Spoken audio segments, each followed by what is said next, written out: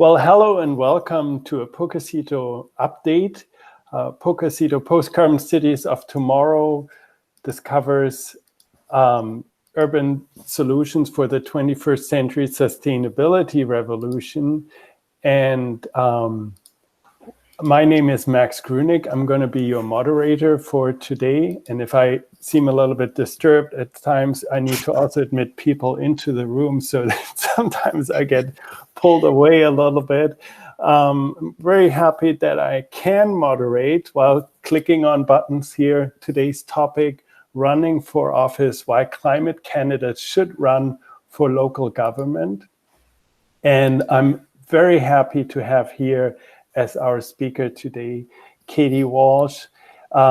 Katherine spent the last 10 years of her career calling on elected officials to take more climate action and to give them also tools to measure and manage the climate risk and set more ambitious targets. And this June, she actually took the very bold step, I would say, or she had the courage to run for New York State Assembly seat in her district. And she is actually a real New Yorker, very, very special, from Southern Brooklyn. And she ran in a four-way race and she got about a quarter of the vote. So statistically, that's a great outcome. Of course, in the end, it was not enough to really carry it, but she got very far. So thank you so much for joining us here today, Katherine, so you can really talk about how it is, not just from a theoretical level, but from your own experience and a very recent experience. And I thank you so much for taking time. You're, of course, also, I would say, a member of the Pocacito network. So that's also really great. And we want to push on this further after you present to see how Pocacito can actually support running for office on a climate ticket. So first of all, everybody who came in maybe a little bit later, just a note here, this meeting is being recorded. So if you don't want to be seen, just mute yourself and turn off your camera. Otherwise, happy to have then questions later after the short presentation. Katie, thank you so much. I think we have good number in the room now. So happy to yield the floor to you and see what you have. Thank you. That's great. Thank you so much. And just to thank everybody for coming and making some time. I see a bunch of friends on the line, which is really exciting. People that joined me in the Pocacito tour. I can't believe that we went 5 years ago with Max and others. So it's really good to see your faces, and also to other colleagues and friends of that I've met along the way in doing climate work, including in my current role at CDP. But what I want to spend a little bit of time talking about today is this experience of running for office. And I just wanted to double check, Max, can you see that I have a slide deck up? Yes, it's a full this screen. Is working. Yes. And you can still see me, right? Right. Great. Okay, great. So just as I'm presenting and going through this, just to talk through a little bit. So Max and I, checked in after the election. He was such a champion, amplifying that I was running. The friends and folks that I've met in Pocacito really being plugged into the campaign. Actually, someone I went on the trip with lives just outside of the district in the neighborhood over here in South Brooklyn, and another Pocacito alum who is really supportive and involved. And just to think about how it was helpful while I ran, but then also what could we do going forward and leverage again our network and our relationships for one another, but really to answer this urgent question and problem that we're also, trying to solve around the climate crisis, and recognizing the role of local and state leadership as being instrumental in tackling the firsthand effects of climate change, but then also thinking about reducing emissions, mitigation strategies, and all the co-benefits associated with that. Cleaner air, right? Safer streets. And knowing that that's really a local and state fight, that we should, as we continue to work on the national and international picture, really support and train up candidates with this kind of background, and that want to leverage their experience and their passion. So I'm going to spend maybe 15 or 20 minutes talking about my experience. Max will ask some additional questions, and then we'll open it up and we'll wrap up within the hour. But so I tried to go through this to think, what would I cover? What would have been, interesting or helpful? And I hope to cover a little bit about, why climate candidates should run for office, environmental background training, including hardcore STEM science. Why did I run? How did I go about that process? What some of the hardest things were about running for office?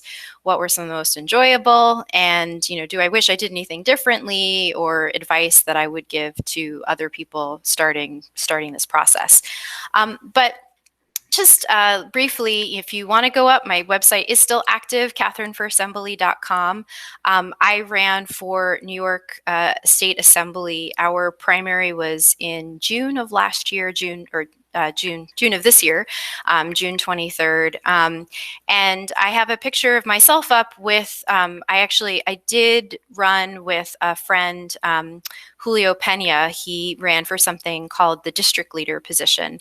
And so when we went through the race, I can talk a little bit more, but we sort of ran together, and can tell you more about what that means. But he was really a partner through this entire process of running for office, for district leader, and myself for state assembly.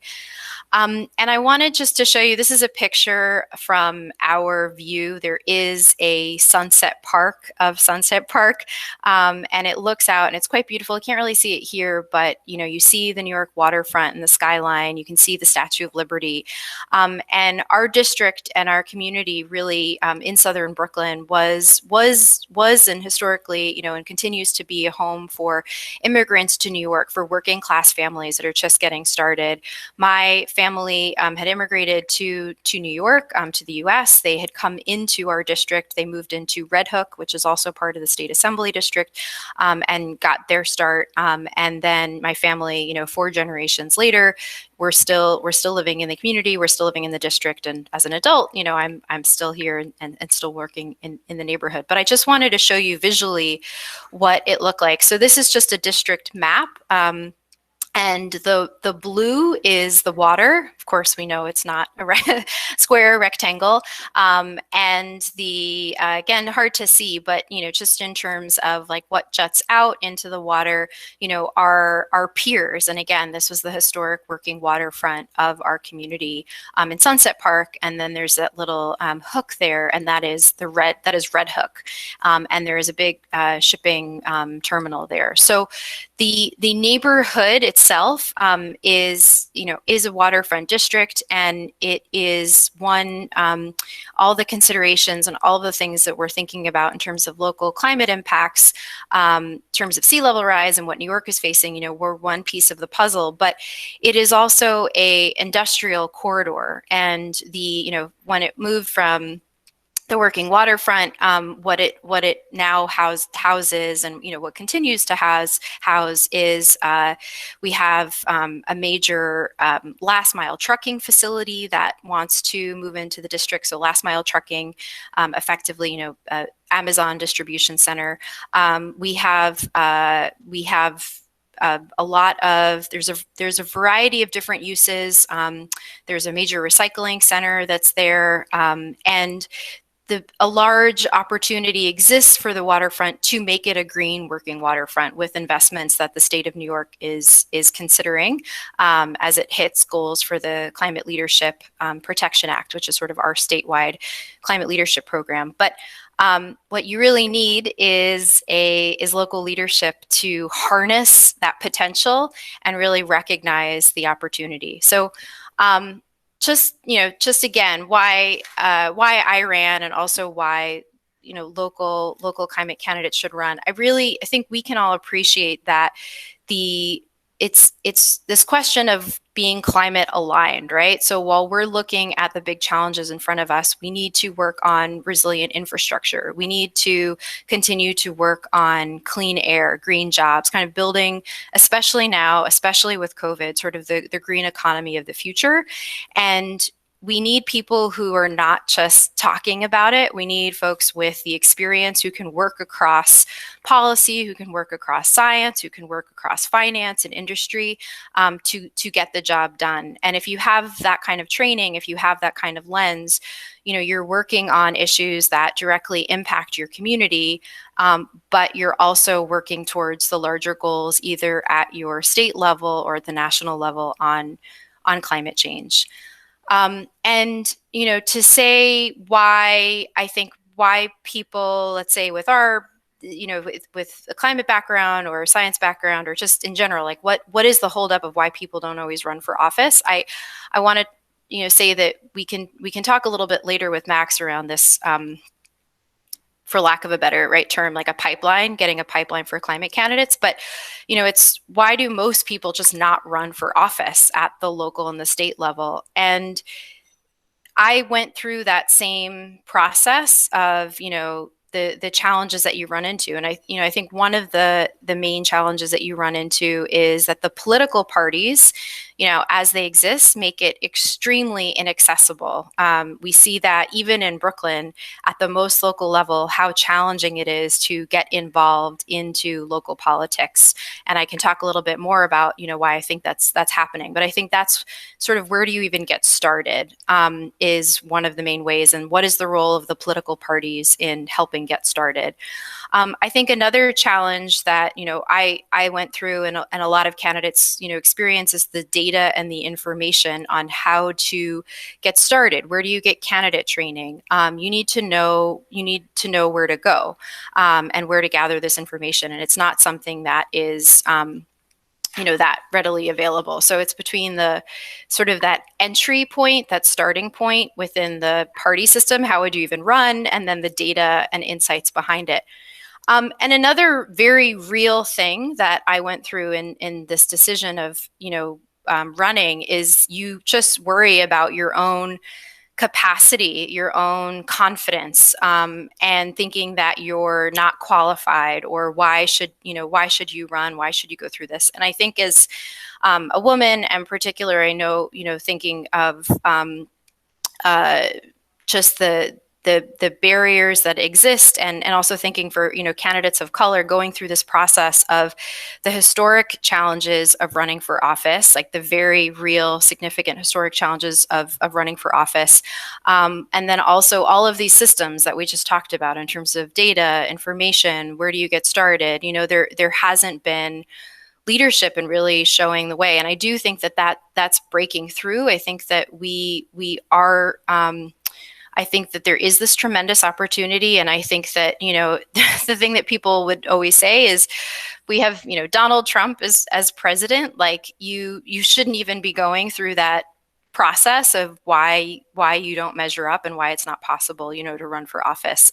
Because if you're smart, and if you care, and if you're dedicated, you can find a blueprint to run. You can link up, and you will find the right organizations, and you will break through all of those, some of those challenges that exist in front of you. So just push through and persevere. And I know I can see a few other folks here who have run for their local board, who've run for their community board, their school board, and I'm sure that they'd be really happy to talk about their experience. But just to say a little bit about, my decision to run for office, and the fact that, running for state assembly. So I've spent the last 10 years working with city governments, and really always looking for that champion in the city, and see some of them also signed in right now, on measuring and managing their climate impacts. And I've done that through working in the mayor's office in Philadelphia, was working briefly in the U.S. Department of Policy and International Affairs,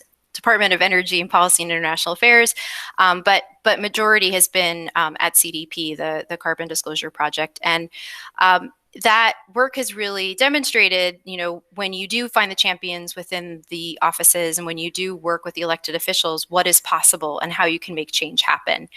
And leading up to the US presidential election in 2016, I linked up with some fellow friends who work in the clean energy space, who work in the climate space, and we were trying to do our part in the lead up to the presidential election. If you remember, there was maybe 2 mentions of climate change in the debates between Hillary and Trump, and a little bit was talked about with renewable energy. And so we were obviously frustrated during that time, but then also after the election, devastated that this hadn't risen to the occasion, what we were going to do about Trump being in office, but really came back to this question of, well, we know the change is really going to happen at the state and local level, and so let's double down and focus on that in the time being.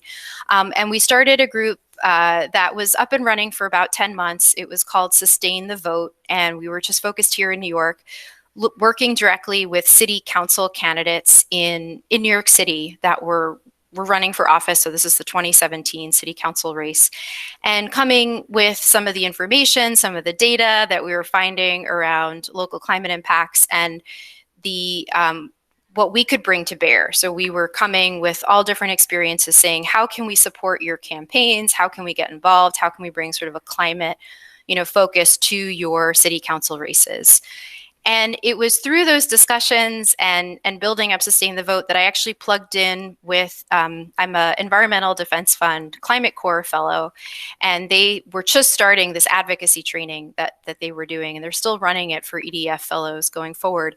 And that going through that process and going through that training to really flip the mirror to say, I will continue to work with electeds. I will continue to work with, candidates. But what would it actually take to be the candidate? What would it actually take, to bring my experience to bear and to run for local office? And so, I think the first, step and lesson along the way that I wanted to share with all of you is, in this pathway of deciding to run for office, is finding, like-minded folks that you trust and you can organize with, and that you can start to do some of this work on together. And so that was one of the initial seeds for all of this, is really, again, finding and doing organizing work. So whether that's in your community and at whatever level that that you can plug in, but really kind of cementing yourself as a first step. And then that second step for me then was to identify, well, what would be the most local entry point way of running for government? And it's something in Brooklyn that we have, which is through the party system, which is called the county committee.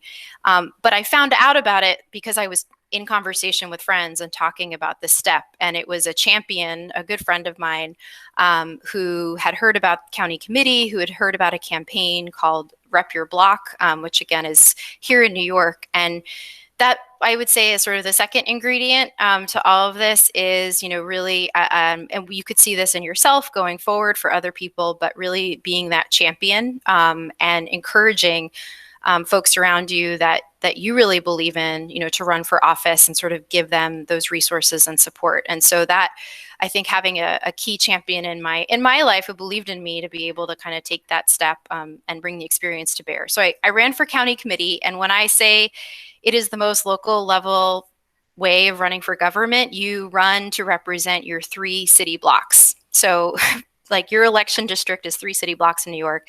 And it's those baby steps where you have a petition, you have to get it signed by your neighbors to get on the ballot. And usually you run unopposed, because the county committee system is something that people really don't know much about how to get involved. And it goes back to this point of the inaccessibility of the political party system. And that is actually where I sort of very much got my civics training 101 on how broken the Brooklyn, Democratic Party has been, and how complicated, the process is of running for running for government, and it then opened me up to a whole other world. Between the people that I met, the exposure of what it really meant to be involved in local politics, and being able to sort of see the full picture. So the focus then on running for this state assembly seat, it was a series of, conversations, and a series of also just understanding and really getting a pulse on what was happening in the district. So the person I ran against, and the state assembly seat, is he's now lost, but the incumbent had been in office for 26 years. He has, in the last 5 to 10, been dialing it in. There was a corruption scandal, in his office with his chief of staff embezzling funds. He himself, his campaign contributions were only coming from people outside of the district, nobody in the district. And he was checked out with all of the problems that we were facing. This is even before COVID, between our funding for our schools, our streets, and safety in our streets, the potential for development, but when I mean development, I mean green, sustainable, affordable, 100% affordable development, and actually using his seat for good for the community. We have a strong congresswoman, we have a strong state senator, we have a strong city council member, and really to be able to know from my work experience and my experiences around the potential for strong local action, that this was a seat that really needed to be invigorated. So I really started that process. Again, the early stages with running for county committee, and the most local level of government. And that sort of brings me, to 2 years before the race, before June of 2020. So in 2018, and then that's another, pathway and a step that I would say is really looking at the community and community leadership, community members, and then being in conversation with a lot of the people that I respect that work and live in my district. I was serving on the community board, so between different roles and responsibilities that I had there, but really sort of understanding and talking and gathering information. And so that's another kind of key step to this, is being rooted firmly in your community, and then also understanding sort of some of the steps that they would recommend, and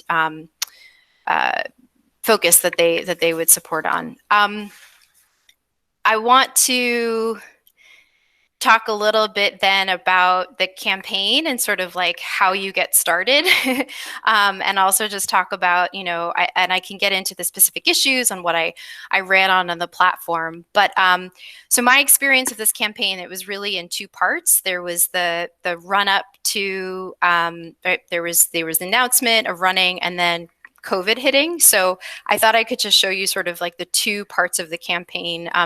But our race, as I described, was in June of 2020. I announced in September, actually on during Climate Week, September of 2019. And then of course, New York was one of the hardest, hit communities from COVID starting in March. But we started the whole fall and into early winter was just spent in conversation with community members. So getting the basics of the materials and going out, and basically having neighbors open up their homes to be able to talk about what issues they cared about, what did they want to see, and then we also were hitting doors directly and going to neighbors.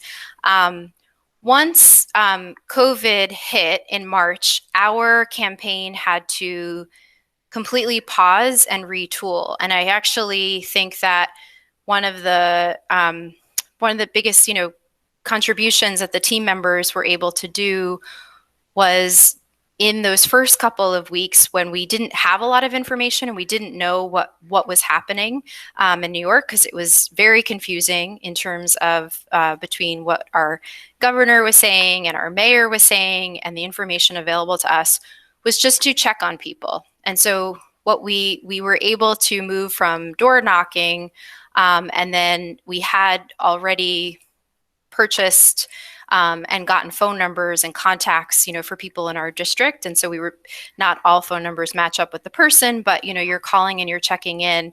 And at the same time, I reached out to a woman I had done organizing with in the community to start up a mutual aid network, which is still in existence. It's the South Brooklyn Mutual Aid, which has gone to amazing heights. She has done amazing things, but alongside all these other organizers in the community. But we were at the early stages just doing grocery deliveries. So calling people and really just retooled the whole campaign to stop and pause and figure out what we needed to do to serve the district.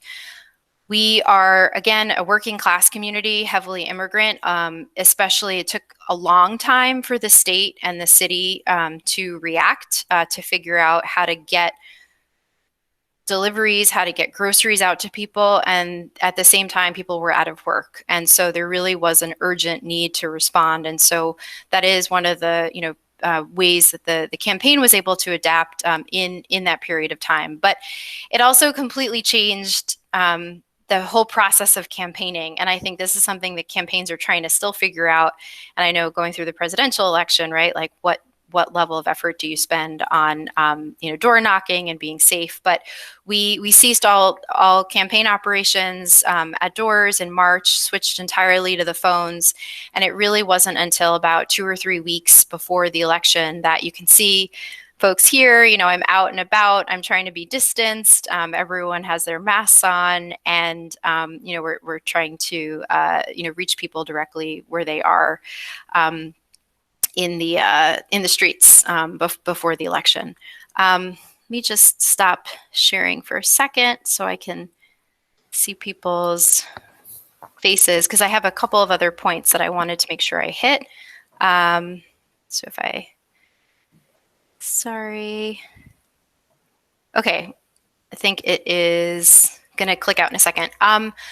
So I just wanted to talk through a little bit of some of the hardest things about running for office, and then to talk a little bit about how you can all consider getting involved and what those steps might look like for you.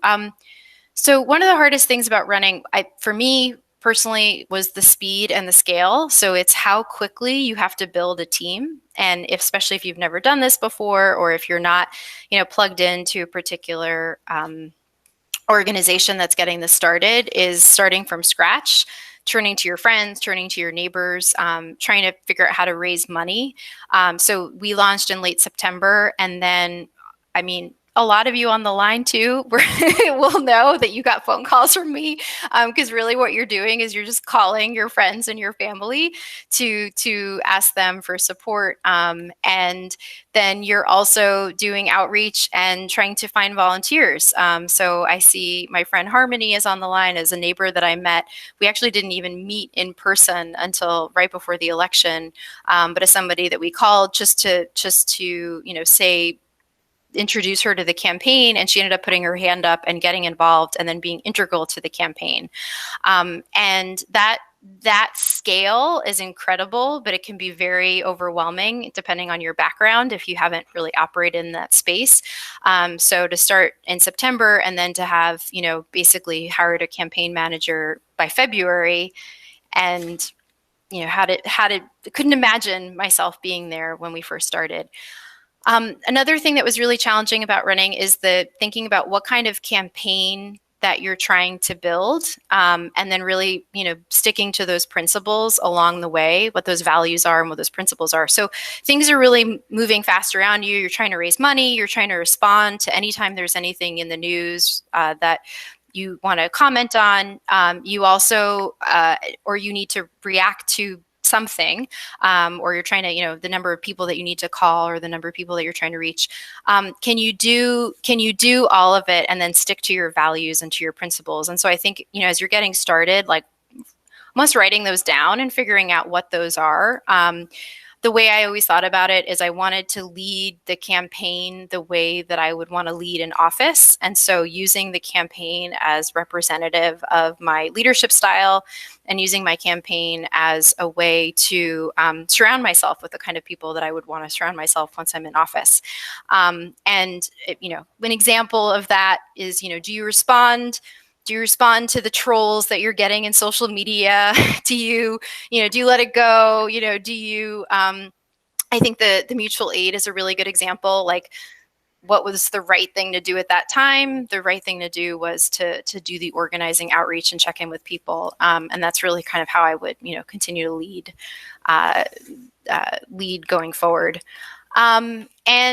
Another challenging thing, but again, there's always opportunity, is endorsements. How I know this sounds ridiculous to say that endorsements are political because you're running for office. So of course, everything is political. But if you do find yourself running, just know that it's also the clubs and the groups themselves are also existing in the space, and there will be other candidates after you and other candidates before you, and so that they're also they have their own strategies and their own planning, and so the decisions that they make around endorsements. And of course, I would always feel a little like heartstrings. Oh, I didn't get that. Our team worked so hard. But the benefit of those is the endorsements usually mean you fill out questionnaires. And it's really great for people who love policy and who love planning, because they fill out these crazy 20-page questionnaires around different positions. But it really forces you, if you go through it in a thoughtful way, it really forces you to think about your policy, think about your positions. Before we sat down to do the endorsement for voters for animal rights, which I ended up getting, I hadn't really thought about what the state assembly office does related to animal rights and the full potential of that. And if you work in our space, if you work in climate, you know what we need to do around reducing beef consumption, and that there's a lot of work that needs to be done with land use consumption, but really being able to tie that to the state piece, the state legislative position, and like what I could potentially do. And it was through that process of going through the endorsement that I was able to make that case. And so again, the endorsement process, but again, it calls back to some of the most important endorsements for me were the personal ones. It was the people who were behind me, who were in the community. I had the benefit. I got an endorsement from our city council member that has grown into a friendship. And just to really think about being able to use all of these to your advantage. I'd like to say, now I have rose-colored glasses because the campaign, the election was in June, and then the summary results were in July. But it was incredible. I don't regret it. It was so hard. Some of the perks of going through it is it really stretched my limits of knowing what is possible. I mean, I guess I've always thought I work hard, but I really worked hard. And all of the people, that were on the campaign, they worked really hard. And once you're all focused on this goal, you have the singular goal. And, of course, at the moment, it's about the June 23rd result and just what that brings out in people, and the strength and resilience and creativity, and being able to bring people to that focus goal. It was really exciting to just be in that and have that energy, and every single day kind of have that fire. So I loved that. And again, the friendships that people stepping up and really helping.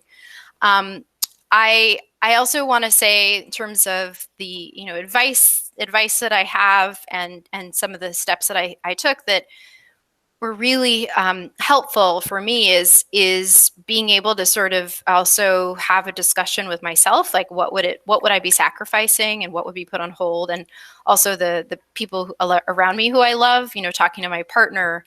I don't have kids. I think the calculus would have been different if we had kids, but really understanding like what it was possibly the strain that it was going to put and did put.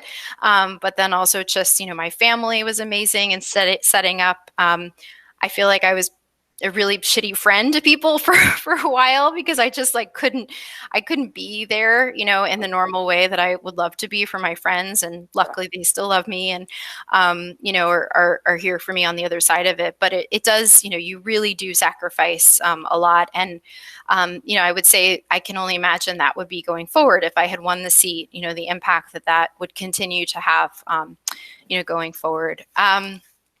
So I have a ton of recommendations of programs and different things that I learned along the way that I didn't necessarily participate in directly. I mean, I can definitely talk about those. I know that might come out in some of the Q&A.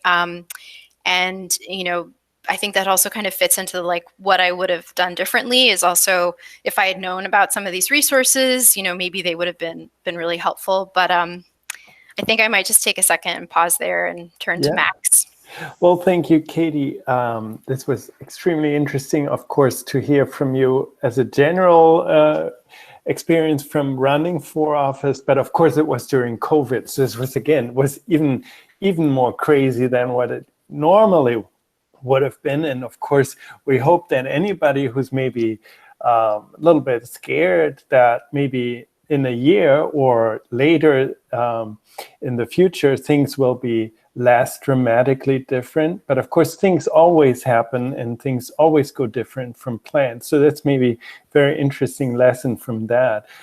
Kitty, you already touched a little bit on some of these issues, how important it is, for example, to get endorsements, and that there were groups you didn't even think about that they could be relevant for endorsements. But this was definitely very interesting. But to just go back to the very beginning, I mean, you said at the very beginning, you start calling your friends and family for support. And of course, I just think, okay, so we all know money is very important in running for office. This is unfortunately true. And unless you're very wealthy, how do you go about this? Like, how much do you need to have to start the process? And how soon do you have to think about money, even in something as local as you were running? Maybe let's go even for the 3-block, the county council race. Can you do this without any contributions, or is this always relevant from your perspective? Yeah, so the county committee, the first step of running for office that I started in 2018, I didn't need to raise any money, and I don't from my interactions, I don't think people usually do raise money for that county committee seat.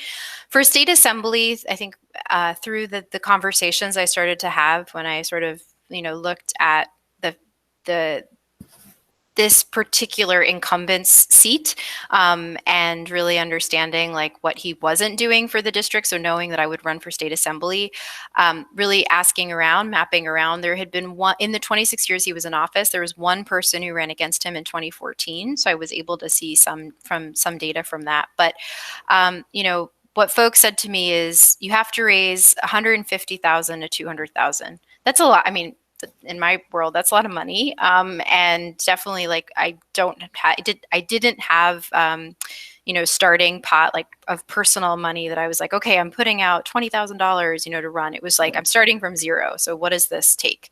And we also have some campaign contribution limits in the state of New York. So an individual can't give more than $4,900, which is still a lot of money. And you also can't, there's no campaign contribution matching funds, which I know they offer in some other places. So it was a lot to get my head around in terms of the dollar amount, and then also like who is going to donate, $4,900. And that isn't, and there was always this like, oh, you should, get 5 people to donate or 10 people to donate, and then your work is done. And that's the thing. That is what the incumbents do. And they typically, where they're dialing in, they're calling their friends in New York. A really big problem for us is the real estate industry, and then decisions that get made as a result. But I was a candidate that made a commitment. I wasn't going to take any money from any real estate development, and I wasn't going to take, I made a fossil fuel campaign contribution pledge that I wouldn't take any fossil fuel money. So really looking through that and like aligning again my values with how I was going to run the campaign, with how I would be in office. So it was calling individuals for $10, $25, and then leveraging either programs or networks that I have had the opportunity and the privilege to participate in. But I think once I got to your question of like when do you need a certain amount, it's about what you need to get started. You typically do need some basic tools. You do need to buy data. You do need to buy certain of these platforms. If you are hooked in, I think this goes back to recommendations that I have. There is a lot that is out there that is freely available or has a reduced price. One of the tools that we use that was great and wasn't an insurmountable price is called Reach. It actually came out of AOC's campaign. It's for progressive candidates. So you have to commit to not take real estate money. You have to make certain commitments along the way. And it's for progressively minded candidates. But it's an amazing app, an amazing tool. You have to put some data behind it that you can get from Van. But then it really helps you figure out how to like track, your doors or how to track your phone calls. And there is some resources, so I ran as a Democrat, the DCCC Democratic, they use and they do a lot of training that is also free. And then they can also kind of introduce you to other resources and tools. One of the things that I just find mind-numbing, and this is at the DCCC at the national level, but then also all the way down to the Brooklyn Democratic Party. If you are challenging a sitting incumbent, it is very hard to get support. So I got no support from the Brooklyn Democratic Party. There's actually, the DCCC had put out, I think, a list. They said if you are a consultancy that is supporting a challenger to a sitting Democrat, a sitting incumbent, you're going on a blacklist. So I had to find a consultancy, amazing group of women called Lefty Strategies, who had just gotten started in New York. And they wanted to be on the blacklist. They said, we want to support progressive candidates. We want to support candidates who are really going to push the line. And if there are incumbents that are in office, to really, that are not, really pushing for the community and pushing for the district, that's who we want to support. So, where you would hope for some support, you can't expect to get. And so then that's why, you keep pushing. One other group I would just mention is the Arena. I went to a couple of meetings that they had. They are incredible. I would almost think of them as like they're growing alternative to a lot of the training that the DCCC offers. So again, the Arena, and they can train you to how to be a campaign manager, how to do fundraising, how to be a candidate. They have trainings all over the country. Now they're all virtual, but they're an incredible group. Great. Thank you. Thank you for this. I'm going to just launch a poll real quick. People, you don't have to answer. It's not mandatory. You're not going to get kicked out of the call if you don't answer. But if you do, it's kind of good to know how many in the room are actually actively thinking about running for office. And while we wait for the results, I just wanted to say, Colin Obringer, she just had to leave the call. She said she really liked it.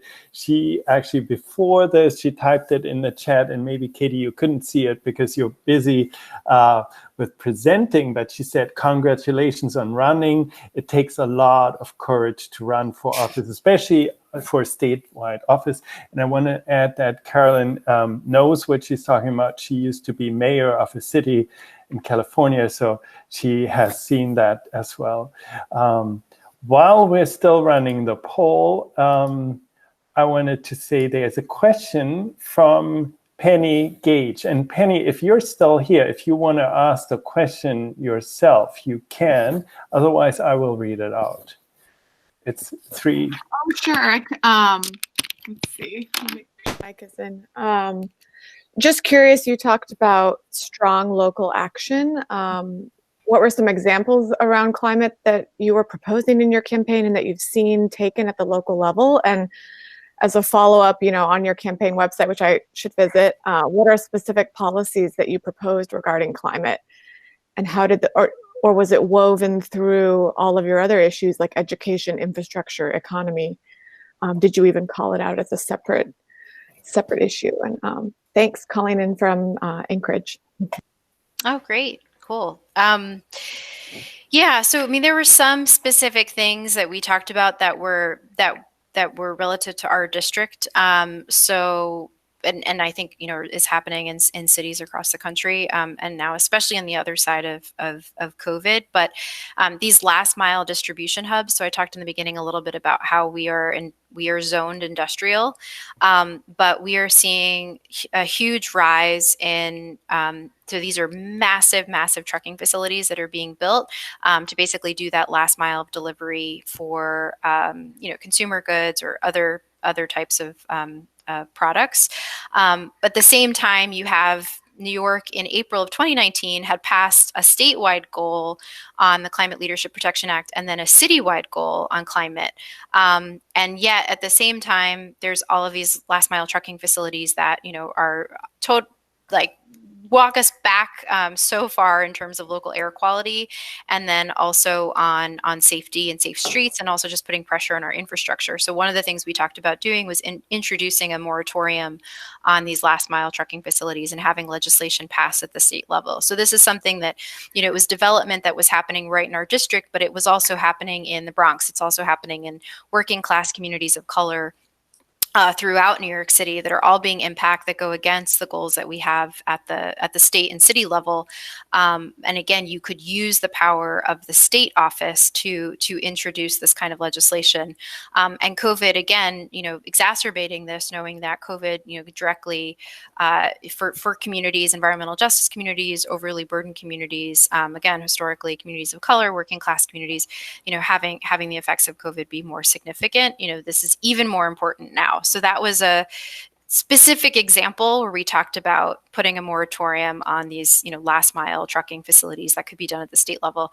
But then I would say, we did weave climate through all of our sort of themes. If you go through the website, I have a section dedicated to immigration, on housing, issues that are really, really relevant to the district. And being able to also think about the recovery dollars for the state and what the way we should rewrite the rules, again, as we're reinvesting and we're thinking about jobs, how to line that up with our climate goals.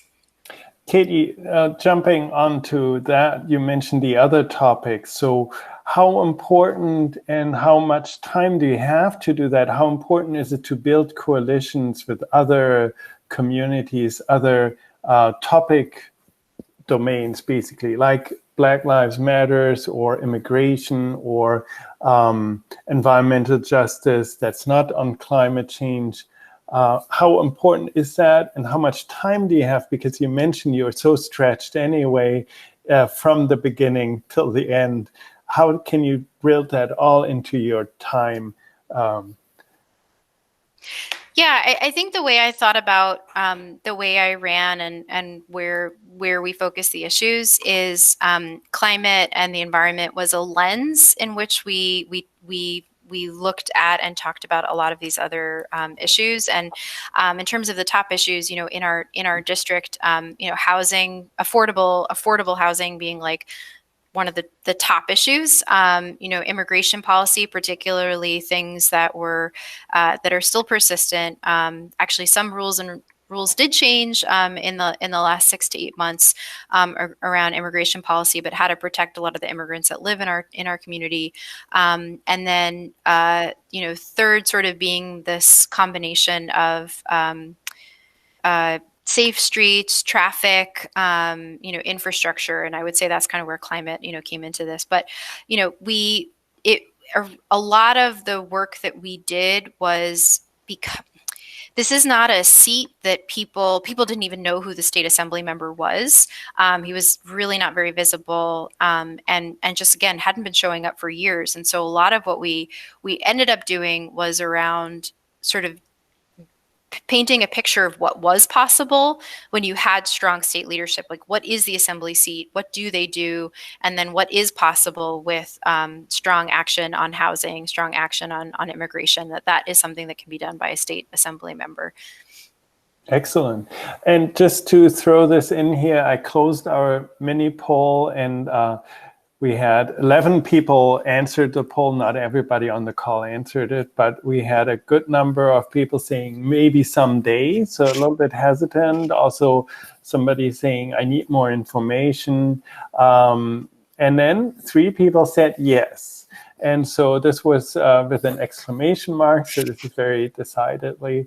And so I think there is definitely interest, and with the others, maybe we can provide even more encouragement, more motivation. We have another question. Paolo, do you want to ask your question directly, or do you want me to read it out? Sure. Hi. Hi. Katherine. I'm going with Katherine now. Thanks for doing this. So ideally, when you run because you want to win, right? But even if you don't, I'm wondering if the process helped you develop any either skills or knowledge or networks that have proven useful to you sort of in other aspects of your life following either that, or I imagine one way would be if you wanted to run again for that or something else. But I was wondering if you could talk to sort of what you've taken away from it that's been useful for you in other parts of your life. Yeah. Hi, friend. Also, good to see you. Well, not physically see you, but yeah. So I don't, yeah, I mean, I don't regret it. Of course, the focus was to win, and I know the whole campaign, we really were all focused on it, and so it was a disappointment. The election itself was June 23rd, and then the results, because of the absentee ballot counting, didn't come through until mid-July. So there was this sort of prolonged, protracted time of maybe it'll make itself up in the absentee votes, and we actually did get from in-person to absentee, we picked up another 1,000 votes, which is incredible. But it, again, we were shy of winning. But I do feel like to say my participation in this race and the fact that we got the incumbent out, that we were part of this energy to put in this other progressive, incredible woman, Marcella, who won the seat, is going to start in January, and really being part of that momentum to focus on the state assembly seat and have her go in. So it was not a win for me, but a win for the district, because it really gave people a chance to see what was possible. I mean, I just still can't believe that we built something from scratch. I still can't believe from September through June, into July, being able to stand up a whole team of, I think in the end we had 45 or 50 people. Some folks had just come in a couple weeks before. Some had been with us from the beginning. Another, friend of ours, Paulo Jill, was our treasurer. She came in. She didn't know what she was signing up for when she signed up in August.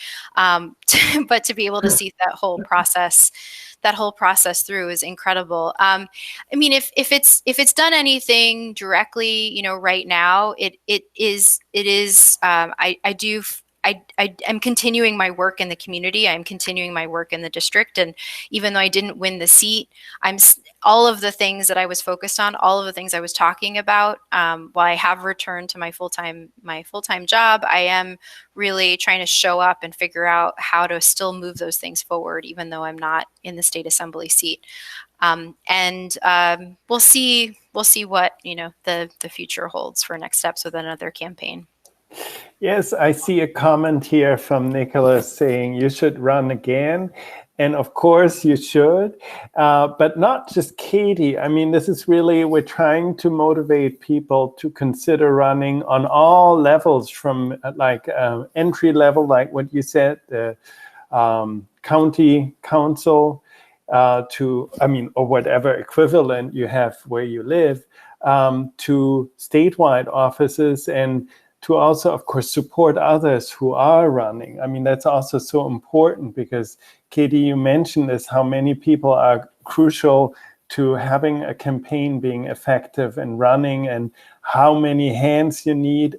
It's also really interesting because, of course, with COVID, doing everything remotely, we also had the opportunity to help you from far away, which is kind of a thing that's usually very difficult, but now this is more available. And I think that's also interesting how we got to use more digital tools and new technologies to run for office. We're coming into the last 5 minutes of our session, and we don't want to end it too abruptly. We want to say, of course, where we want to go with all this. But before we close here, I wanted to also pitch real quickly. We have a next event coming up with Pocasito on December 12th. It's about a different topic. It's also about building community, though, but without running for office, but focusing on urban agriculture. So it's a different approach, but not exclusive to the concept of running for political office. It's Saturday, so very different setting. It's a 3-hour event, and it starts at 12 p.m. Eastern time on the 12th, and it's titled Growing, Feeding, Building Community, and you can sign up for it on the websites. I paste it into the chat here. So this is just a quick commercial break. Now back to Katie. Katie, before we lose too many people, we talked about what we want to do with this, how we want to proceed, and how to kind of build on your experiences and share this knowledge, this trove of knowledge with more people. If you have any thoughts how we should continue this and within Pocasito and beyond. Yeah, I think we were chatting and trying to figure out, at least I think the poll is great. And if there's anyone who was on the line that wants to talk further, I'd love to be able to see a climate candidate pool, come in. Of course, there's an effort right now with this new administration to hire climate background, environmental backgrounds, into different offices throughout the new administration, Biden-Harris administration. But, what about actually that pathway and that pipeline for running for local office? And so, can we get our heads together? If there's anyone on the line today, or if you know people that would want to kind of noodle on this question, I think the Pocasito Network and the amazing work that Max has done over the years, we all know a lot of good, strong folks who could think of themselves as candidates and running for office, and then could we focus that and channel it? So that would be great. And it doesn't only have to be Democratic; it could be Republican. I think we're just saying that it's about candidates overall, and figuring out how to bring climate into the discussion, no matter if you're running in a city, running in a rural area, or what ticket you're running with. Yeah, Kate, you mentioned this, that you have the impression that, at least in some instances, parties are also a little bit protective of the incumbent candidates and keeping people from venturing into running. And so this is, of course, not limited to any of the parties. This is a general thing. And I think it's important, both as a generational question, I believe, but also, of course, for issues about the future, such as climate change, to have new ideas, new people with fresh ideas coming in and being supported. So I hope that within Pocasito, as you mentioned it, that we can continue promoting this, that we can actually help people, actively help them and support them within the Pocasito network. I would like to get to do this right away. I'm here in Virginia, and we actually have a big gubernatorial race, but also all the other state races coming next year. So it's always in the off years in Virginia, and other states have that as well. And then, of course, long shot, we have 2022 already knocking at the door. And so that will be a big year anyway for elections on all levels. Great. I see more comments here. And of course, you mentioned this already, that it's not limited to any party. It's kind of bipartisan issue. And I think anyways that climate change action is not a partisan question. How you do it might be, but that you do it certainly is not, because you can't ignore issues just because you don't like them.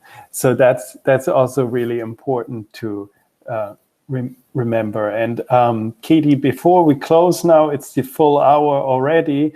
Very quick run through.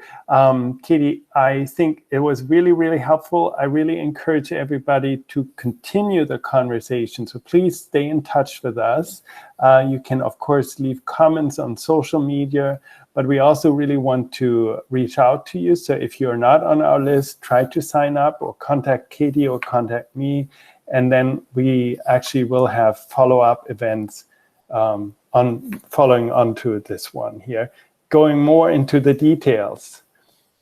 Yes, and big thanks to Max for facilitating today. It was really fun to be able to do this and meeting all of you virtually. Please, yes, definitely stay in touch, and we'll go from here.